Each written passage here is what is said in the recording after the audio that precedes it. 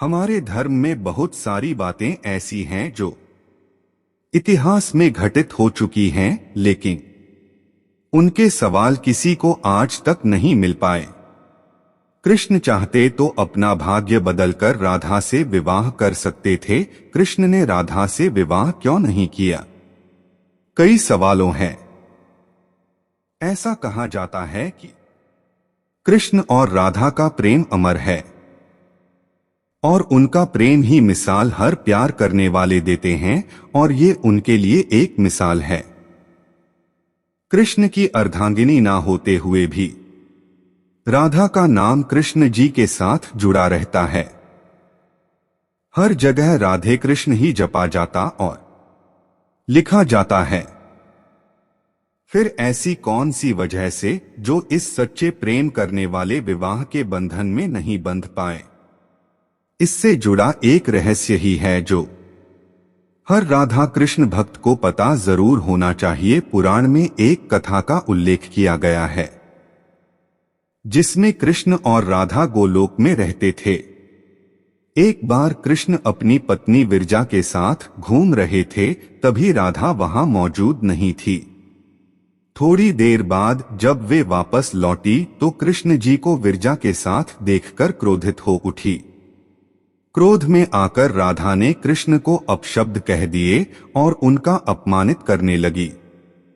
ये विरजा से सहन नहीं हुआ और कृष्ण जी को छोड़कर नदी में परिवर्तित हो गईं, और इसके बाद कृष्ण जी बहुत दुखी हो गए। विरजा के जाने के बाद भी राधा का क्रोध शांत होने का नाम नहीं हुआ था और वे कृष्णा से बहुत नाराज हो गई थी।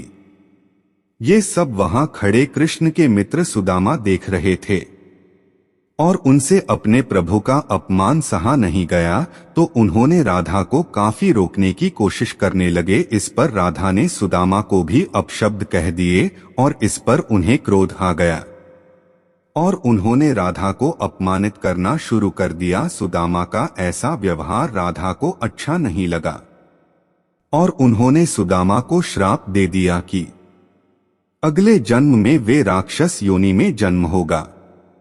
राधा के कहते के बाद सुदामा ने उन्हें भी राधा को श्राप दे दिया कि वे अगला जन्म मनुष्य का लेंगी, लेकिन अपने प्रेमी कृष्ण को कभी प्राप्त नहीं कर पाएंगी। इसी श्राप के चलते राधा रानी ने अपना अगला जन्म वृषभानु और कीर्ति की पुत्री के रूप में लिया और बाद में कृष्ण को कंस का वध करने के लिए जाना पड़ा और वे दोनों हमेशा के लिए बिछड़ गए। ऐसा कहा जाता है राधा का विवाह रायान नाम के एक वैश्य से हो गया था और विवाह के बाद राधा ने अपने पति के पास अपनी छाया स्थापित की और वे बैकुंठ को चली गई थी। एक दूसरी कथा के अनुसार कृष्ण से अलग होने के बाद राधा का विवाह अभिमन्यु के साथ हो गया था।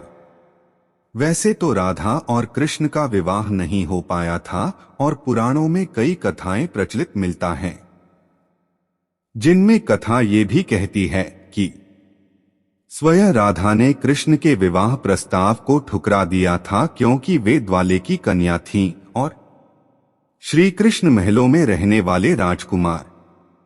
वहीं दूसरी ओर कृष्ण और राधा एक ही हैं।